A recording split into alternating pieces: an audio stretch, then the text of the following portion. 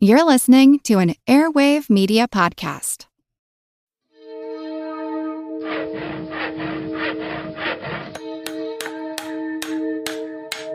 Monster House presents. Monster Talk is proud to be a part of the Airwave Media family, home of such shows as Fork in the Road, Small Things Often, and Therapist Uncensored.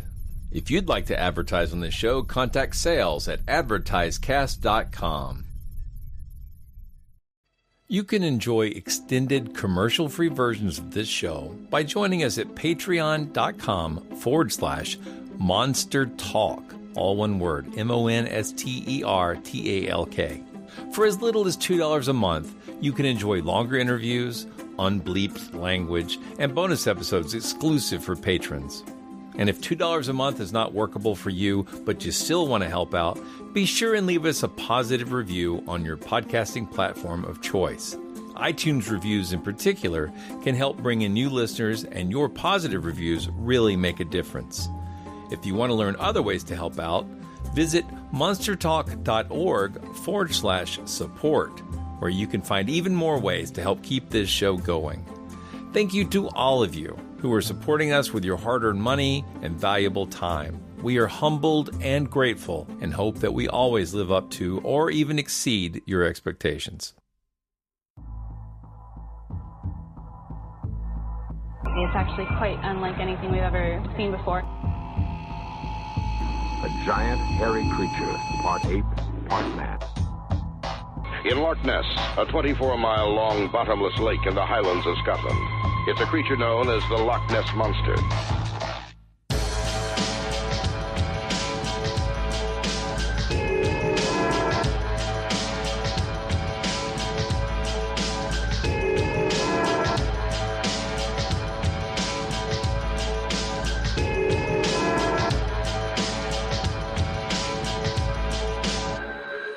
Monster Talk. Welcome to Monster Talk, the science show about monsters. I'm Blake Smith. And I'm Karen Stolzno. Hey, what follows is our last episode of 2023 for our patron listeners and the first episode of 2024 for our regular feed listeners.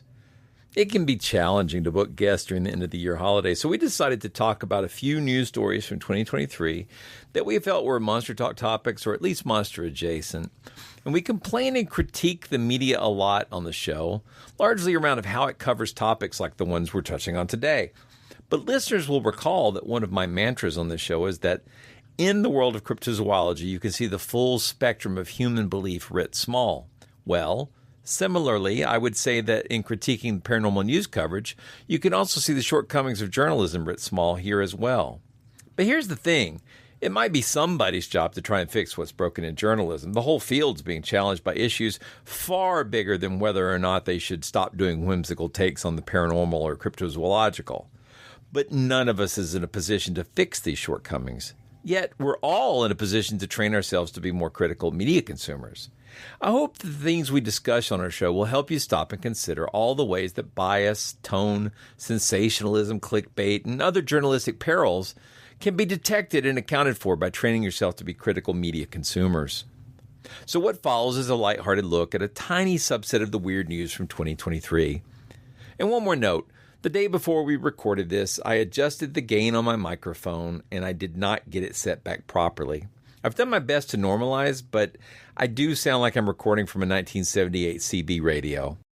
But I do wish to convoy my deepest apologies, and as we keep on trucking into 2024, I will try to do better going forward.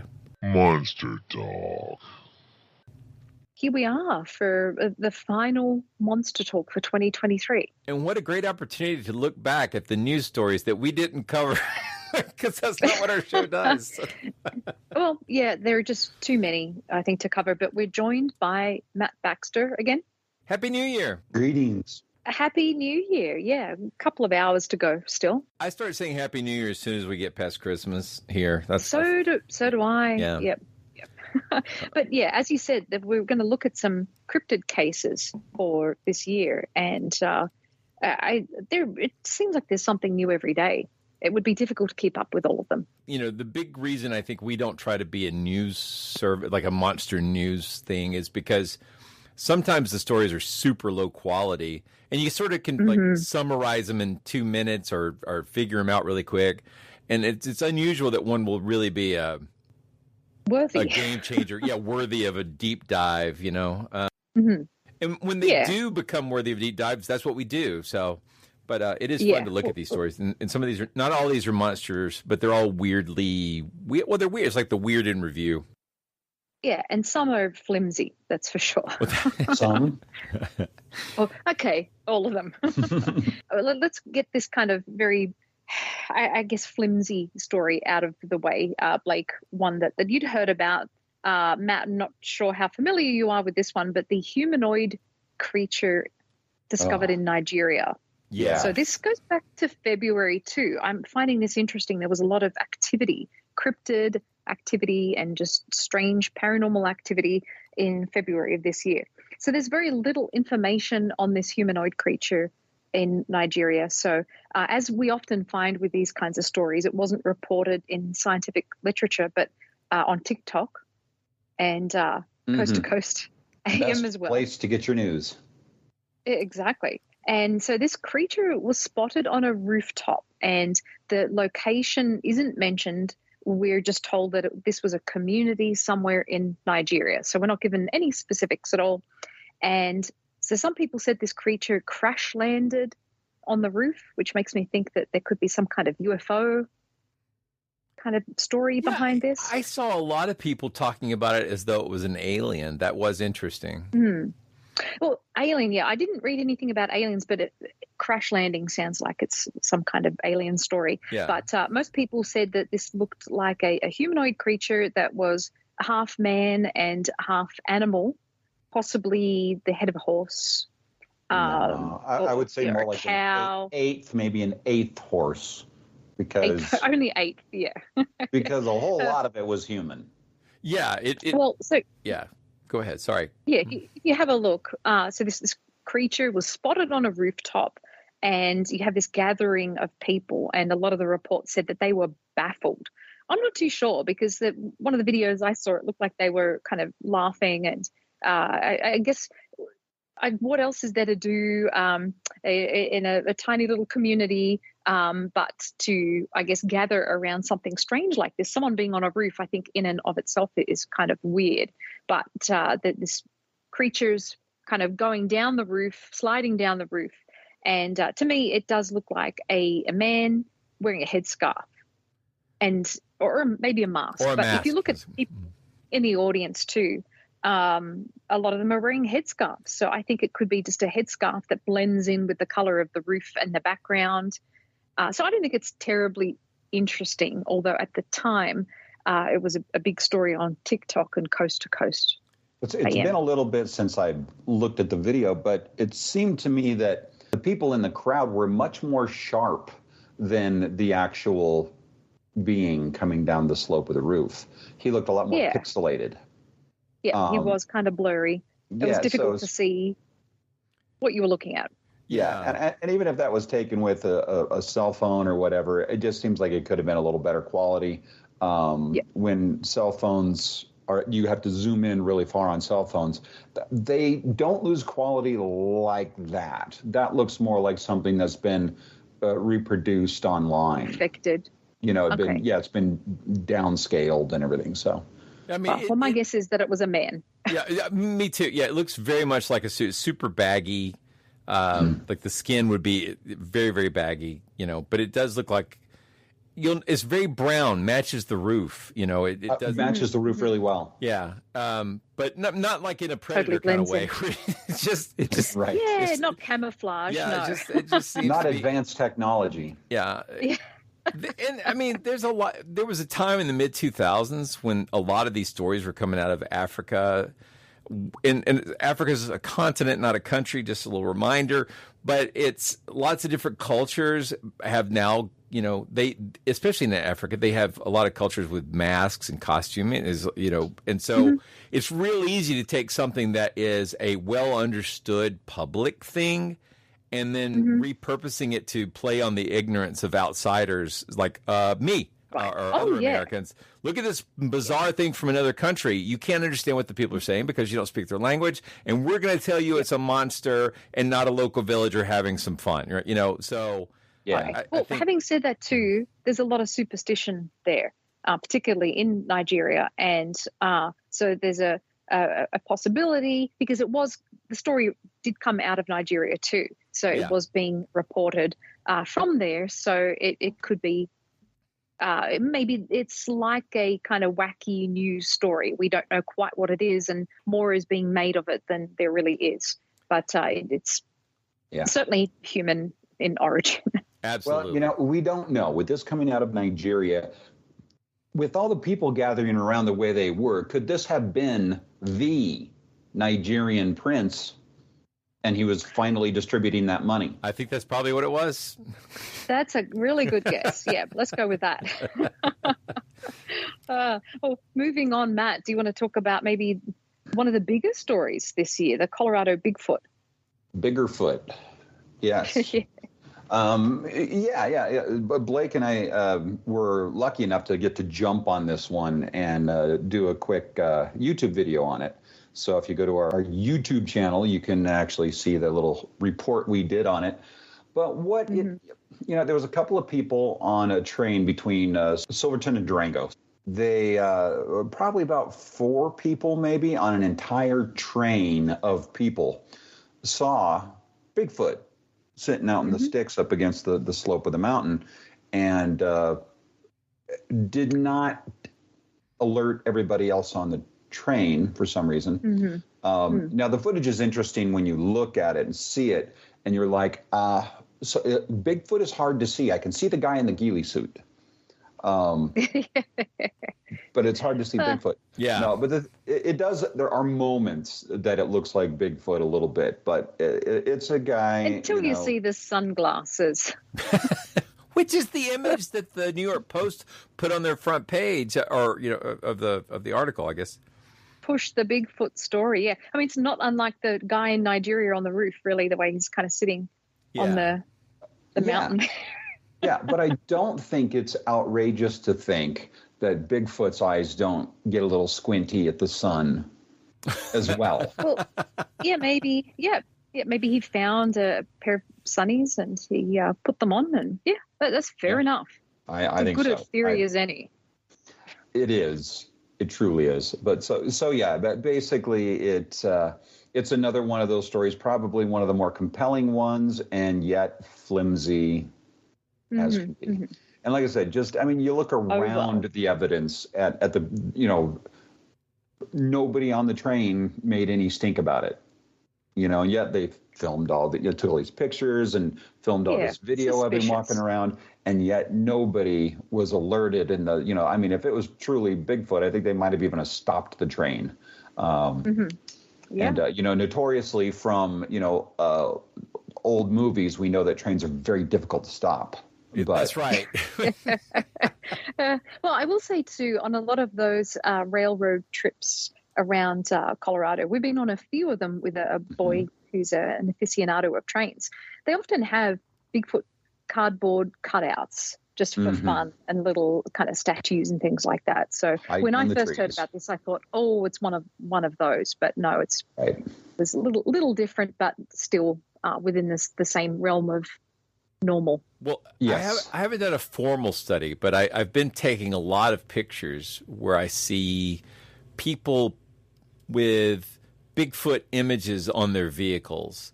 And it feels to some extent, Bigfoot has become kind of a totem or an icon of, back to nature or, the natural spirit animal. And masculinity, a couple of concepts there. And so, beer. And beer and jerky and all those, the commercialization as well. But I see them all over the place where people are getting, life-size or near life-size Bigfoot cutouts and figures and, leaving them in their yards or barely hidden in the woods. So it's becoming to scare away the crows, maybe like an owl. Attracting the rednecks, Yeah. Whatever. Yeah, it is. You're right. It is very iconic now, that image. Not even so much the Patterson Gimlin one, but a kind of stylized version of It that is. on It's T-shirts and quite literally become an bumper icon. stickers. Oh, yeah. Well, there's a garden shop not too far from Karen and I here, and they have what would be a life-size statue. It looks like it's, a sort of a cement kind of, sculpture of Bigfoot. And, and I've seen small versions of it. I've seen bigger version, but this one is like what life size would be of Bigfoot. Concrete evidence. And 7-8 feet. Concrete evidence. And they're selling it. It's people are buying it is really what I'm saying. Yeah. And what are they doing with those? Yeah, it's like those wood carvings when you go up to Bigfoot country in California too. You'll see a lot of Bigfoot carvings and bear carvings and that. Yeah. So it's that kind of thing. It's a real. Often made out of logs or trees, right? Yes. Yeah. But it's certainly very popular culturally around the country. Such a big idea. One might almost say mythic in its proportions. Yep. Yeah. Yeah. Oh, what's next? We've still got more on our list. I want to hear more about Rat Boy. Rat Boy. This is I don't even know how to describe it. I guess a donation to a museum in Indiana, the Wayne County Historical Museum. So they received an unusual package that someone had left no information to identify the donor in any way. And they checked their security camera footage and they just couldn't find anything. So this thing appeared. It was a package, and they call it the Richmond Rat Boy now. And it is I don't know, go and Google it if you haven't heard of it. It's very reminiscent to me of the Fiji mermaid. So the claim is that there was a note that came with the donation saying that this was a gift that someone had who'd worked for a circus that had frequented the area in the 1920s or the 1930s. But it seems like it's made out of plaster of Paris and clay, and it's got kind of animal claws and animal hair pasted onto it. Some people think it looks more like a pig than a rat, or it looks like a little boy. So it's very strange. Definitely go Google it, take a look at it. And I guess they've got lots of kitschy things at this museum already, so they decided to adopt it and they have it on display. I think there's some claims too that it might contain some bad juju. It looks like it needs to be blessed or something like that, because it's just got a very creepy look to it. But it's nice that they gave it to a museum instead of the Newkirks. So yeah. Yeah, or the Zaphuses, or any of those. But it does look like a classic circus gaff. And you've just summed up everything I just said in 2 words. So yeah, that's exactly what it looks like. But it does look like it's old. I mean, it could have been aged, but it does look like it's something that's been around for a little while. Yeah, and that's from the pictures. And I think those circus gaffs, especially if they can get provenance for it, I mean, they do have some historical significance, even if they're not real. There was a time they have a cultural significance that's appropriate for a museum. But we've had on guests to talk about the structure of Fiji mermaids, how they were put together, right? Ginny Hanover's, that sort of thing. And I don't know why I never thought of it before, but with this story today, it suddenly occurred to me that they might be called gaffs. That's just what they call them. But I thought maybe it's because they have, if you'll pardon the French pun, faux paws. But so it's an interesting looking thing. I think it'd be fun. Add this to the bucket list of things to go and see. But yeah, this goes back to May of this year, and people are still talking about it. So it's definitely an odd story, but not a cryptid. I don't think. Yeah, I would agree. What do you think next? So how about Matt? Do you want to talk about Champ? If you're just glancing at Champlain, it looks a lot like Complain, and I have to complain about this one. It's basically what happened is somebody was on a boat, Lake Champlain. They had their little, fish radar, Sonar. And Sonar, Thank you. Sonar, yes. And you would know more than most. Yep. Yep. Well, this nothing is else in your history. Like some of the Loch Ness sightings as well. Then. Well, and here's what's a little, I don't know, played about all of it is we know where the imagery for the Loch Ness Monster came from. It's kind of because of that the surgeon's photo, the surgeon's photo, and then King Kong, the original King Kong movie. This is the same thing. It's they're looking at this like, okay, plesiosaur is the answer, but this doesn't even look like a good plesiosaur, to be honest. You look at the sonar, and yes, if you're thinking, lake monster, then you can kind of see what it is, but you have no idea of scale. So you don't know how close it is, how far away it is. So you don't really know exactly. I don't know, Blake. When you were in the service. Yeah, sorry, I have none. Now that I think about it, all we used was the radar for surface boating. So, but I sure could find a buoy when I needed to. I just wasn't sure if with that. A little bit of knowledge you've got there, how dangerous you would be looking at a photo of this sonar image, and because I know that the different colors mean probably different densities and things like that. But does it say anything about distance? Does it say anything about It's going to depend on the display, and I kind of wondered honestly if this one might have had some information on those lines that got cropped out. Oh yeah. So yeah, that's what I was thinking too, because I would have thought there would have been something there that would have given us a little more to go on. So we have no scale. We don't know, whatever this thing is it static? Is it like, maybe even a structure of some kind in the, are there little hills and stuff like that in under the water there? I don't know if it's just a flat bottom of a lake or if there's any, anything there, but plants, I mean, we just don't know. But the thing is if it is a creature, which direction is it going? Because once you look at it that way, it takes on a completely different look, if it's something moving the opposite direction, and we just don't know. So, because the head and neck could be a tail, and it could be a really big spermatozoa. We just don't know.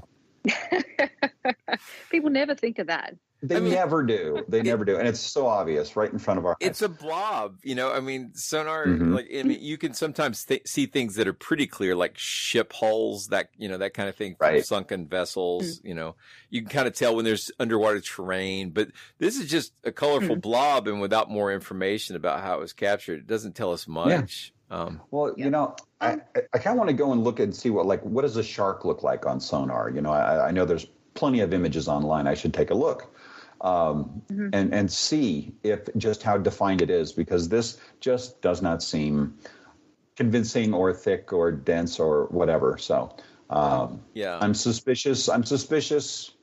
Yeah. I don't. What? I assume this would just count as pareidolia, except that you're not seeing a human. You're not seeing Jesus on toast. You're seeing whatever you want to see. Something kind of like maybe a monster but I mean, there's so many different features on here. I don't know. It looks like someone trying to spot a plesiosaur in a blob of clearly ambiguous data. So, yes. Oh well. Moving on, should we go back to UFOs, Blake? Sure. Yeah. I mean, this has been a huge year for, UFOs. Obviously, disclosure revealed that the government knew all about UFOs and the aliens that have been wait, that's not what happened. Sorry. I knew it. Sorry. In July, this was one of those really great stories for the UFO community, where they finally get a hearing before Congress for the first time. The government wait, it's not even the first time. Damn it. So once again, a group of people managed to get with Congress to talk about this question of, are we being visited? And this time there was some really dramatic testimony by a guy named David Grush, who was an Air Force personnel and former intel person. And wasn't he in the Foo Fighters? That's so Ouroboros, the way that laps around with Foo Fighters and UFOs. Wow.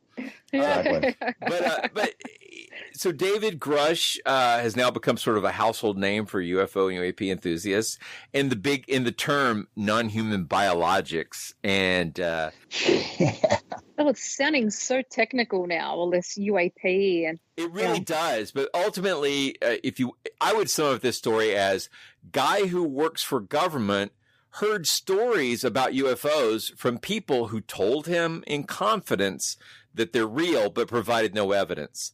So I heard a cool story. Let me tell Congress about it. That's what I heard. Yeah. And until I see a body or some better documentation, that's all this was. So. Well, and can we back off here for a second on this whole non-human biologics and clarify that non-human only means that it's non-human, not non-earthly. What are you saying? What are we, shooting dogs and monkeys into space? Come on, man, that never happens. or mosquitoes, or it's just the thing is that anything not human, which is most of what's on Earth, is going to be non-human biologics. I don't know. It just seems like they made it sound like it was really astral and astrological. No, astronomical. That's what we're. Let's be honest here. That why start now? Grush is tied in to that same network of people who have been pushing the Skinwalker Ranch. And underneath the UFO, scrape it off, and you'll find, sort of quasi-theosophical consciousness studies. That's what's really going on here. This is about the world is way weirder and more mysterious, and the government knows, So we just need to prove it so that we can, change the conversation, which is why, Pasulka's out there writing books about this being a new religion. It is a new religion. It is. It's. I don't know how new. It's definitely parallel. I was going to say it's not even that new. Yeah. I mean, this has been going on since the Theosophists, hooked into the UFO world in the 50s. So it's the same message. You can repackage it how you want, but some people want the world to be magical, and they're willing to do whatever they can. And using the government and having this hearing as a way to bolster and anchor your story in the sort of. What was it that Laycock called it? It's this sort of narrative anchoring for plausibility. Laycock called it transtextual anchoring. But this anchoring, it's absolutely, that's why they wanted this hearing, because as soon as you get a hearing in the public, it's for many people, that's the same as the government acknowledging that it's absolutely true. Exactly. Yeah. Oh, yeah. And I think this is something that's going to be ongoing. As you said, it's been around for quite some time. And I think speaking of things that are ongoing and have been around for quite some time, and also speaking of, like you referred to, wanting to see a body or something like that, I wanted to raise the Tasmanian tiger or Tasmanian wolf or the thylacine, whatever you want to call the creature. So believed to be extinct since 1936. Sadly, the last one that we have evidence for died in a zoo in Hobart, Tasmania, back in 1936. But, of course, there are people who believe that they're not extinct, they're still around. And there are theories, even from some scientists, that they may have survived into the 1980s or 1990s or even the early 2000s. And, of course, now there's lots of talk of cloning them, but that's extremely expensive and complicated. So we'll have to keep an eye on all these kinds of stories. But there have been a number of sightings of the thylacine this year. So every year, but certainly this year, a lot of them. And a lot of them were publicized by a group called the Thylacine Awareness Group of Australia. So I'm sorry. Sounds very scientific and technical. Yeah, it reminds me of those other groups like Tigar that keeps wanting to find the wreckage of Amelia Earhart. It's like, and so they have their own narrative, and so they keep looking for evidence to support their narrative. It's like if a group is created just to prove a thing is true, you just know they're going to be really suspicious. struggling with all the kind of biases. Well, maybe they won't be struggling because they're not worried about it. But everybody who wants to evaluate the material needs to be aware of the amount of inherent biases built in for people who have an agenda. Oh, yeah. So like this awareness group, this is the group to whom all of the people who have sightings go to. And if you want to check out some of the sightings that have been reported, you can go to YouTube and look those up. But there was a recent sighting in September, and this was Kakadu National Park, which isn't in Tasmania. It's actually in the Northern Territory. So there aren't too many sightings of thylacines out that way. Usually they tend to be coastal around the East Coast and certainly in Tasmania, the majority of them. But this one was in Kakadu, and it's one of the largest national parks in Australia, maybe a couple of 100 kilometres away from Darwin. And so early one evening, there was a woman who's just traveling around the country, and she's going through the park with her 2 dogs, and she spots a thylacine. So she reports it to the thylacine awareness group, and there was a big to-do about this, a lot of interest in this particular sighting. And so because she had dogs and because she'd traveled around the country and seen lots of dingoes, it was said, well, she knew what a thylacine was compared to a dingo, compared to a dog. So that was kind of the argument. So she said it's not a dingo. She said it wasn't a dog, wasn't a dingo, and it was kind of a skinny creature. And if you go and check out some of the interviews with her too, it really feels like she's being led along. Oh, so you saw it had these bands and it had these stripes, right? And she's like, yeah. So I think she's kind of led into believing that she saw something different. But it just, from what I've seen, now again, we have no photographs, no body, no footage. This is just another sighting. And I think she probably saw a dingo, and it might have been a malnourished one as well, because sometimes they can have that look of being drawn, and it might look like bands around the body. So maybe it was a hungry dingo. And that's just me speculating, but I think it's more likely that it was a dingo or a dog than a thylacine, sadly. Yeah. Well, I know the thylacine is interesting because it's a marsupial, or it was marsupial, and it fits. It's a beautiful example of convergent evolution, where you have this animal that sort of fits the niche of a wolf or a fox, or a canid, but it isn't a canid. It's a marsupial. And so when competitors are introduced, like the dingo and the dogs and the foxes, and those are, they're going to be very, very competitive, and especially considering that, the Europeans who showed up there, really encouraged the lives of the foxes and the dingoes and the dogs, and hated and put a bounty on the thylacines. So, they were hunted for their pelts, and there weren't very many of them, really, even going back to the 1800s, late 1800s. There was a population of only about 5,000 of them. So they were killed off pretty quickly. It's very sad, but it'll be interesting to watch and see what happens in terms of cloning and what science I would love to find see. out. I mean, I know there's, all the horror stories aside, I think, these experiments in cloning, which we haven't talked to anybody about that in a while. It's been more than a decade, I think, since we did our episode on that. Yeah, whether it's the mammoth or the thylacine or the Carolina parakeet or the carrier pigeon, there's so many species that we've wiped out and have, some DNA that we could use, that I'd like to see what would happen if we did bring them back. That would be really interesting. Jurassic Park. Oh, you're messing with the natural order. I won't stop to wonder whether we should. I just want to see what happens. I want to see Jeff Goldblum running from parakeets. That's okay. I'm on board. Me too. So this is a shocker, and the other big shocker is that we said the word dingo I don't know how many times and didn't throw in the word baby. So I'm really proud of us for that. Well, we've come a long way, dingo. Okay, this show is over.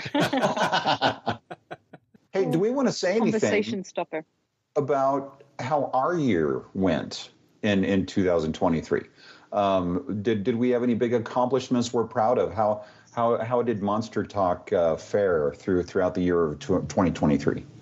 Wow, we did. I know, you know, this. You've asked me, and I didn't prepare. Didn't we cross like? Are we like at 7 million downloads now? I don't know. It's a lot. It's a big number. You know, Blake, you said 9 million. That's what it was. It was 9 million. We've crossed 9 million. That's right. Yeah, we've crossed 9 million downloads. Sorry. Wow. Of course, we've gone to a weekly format as well. Yeah. So a lot of changes for Monster Talk with shorter episodes, and we've had good feedback about that too. People love the deep dives, but they also like the shorter bites of Monster Talk. Right. And that's weekly as in WEEK. That's right. Correct. The yes. still very every strong. week. Every week. Yeah. Thank you for clarifying that. It's important, though, because I think some of our topics do deserve a deep dive. And I think being able to split those into a couple of episodes has worked well, because I think it suits I tend to have a preference for long form, but I know that the audiences typically, our research suggests the audiences prefer the 30-minute format. So I hope we're able to meet both needs well. And that's a really good question. So let us know what you think. But it certainly seems to be working well. We've, the advertising, we're in our second year of doing advertising. The whole industry as a whole is redundant, me saying it that way. But anyway, it's struggling because I think last year Spotify dumped so much cash into podcasting, and now it's turned out that that was a dumb idea, and which is causing a lot of confusion among advertisers. So if you are enjoying the show on the free feed and you're using the advertising, please do click or use the things and try the codes and support our advertisers, because we really appreciate it. And if you hate the advertising and like extra content, I have to remind you that our Patreon is there. And man, if we could do anything in 2024, I would love it if we could get our Patreon content up to $2,000 a month. That would be life-changing for both Karen's family and mine. It would just be wonderful. It would, and we really do appreciate the support, and we put a lot of effort and research into the show. So yeah, we appreciate our listeners, and we do love to hear from you as well with your ideas and feedback, comments.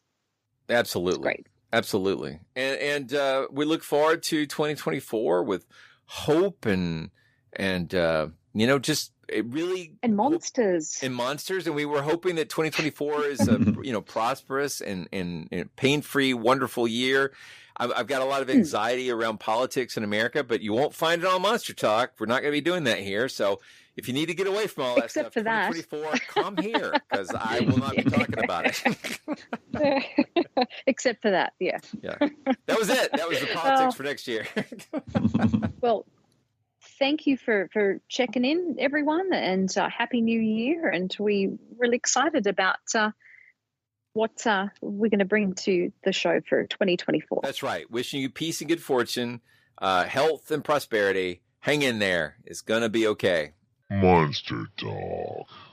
You've been listening to Monster Talk, the science show about monsters. I'm Blake Smith. And I'm Karen Stolzno. You just heard our end of 2023 Weird Story Roundup. We've got lots of interesting things lined up already for 2024 and look forward to providing you with a safe space for critical thinking and a hopefully politics-free zone during the upcoming United States election cycle. From the Monster Talk family, we wish you all a prosperous and healthy 2024 and hope that you can add your voice to the chorus of reason for this coming year. We hope you've enjoyed this episode of Monster Talk. Each episode, we strive to bring you the very best in monster-related content with a focus on bringing scientific skepticism into the conversation. If you enjoy Monster Talk, we now have a variety of ways to support the show, all with convenient links at monstertalk.org/support. That's monstertalk.org/support. We have links there to our Patreon page as well as a donation button. Another great way to support the show is to buy books from our Amazon Monster Talk wish list, which directly helps us with our research. We love used books very much, so don't feel compelled to buy new ones, and we love Kindle so we can share our digital libraries with each other. And finally, without spending any money at all, you can support us by leaving a positive review at iTunes or wherever you get your podcasts. Positive reviews help keep us visible in iTunes, which is a great way to help us find new listeners. And please share our show on your favorite social media platforms. Monster Talk theme music is by Peach Stealing Monkeys. As always, thank you for making Monster Talk a part of your listening life.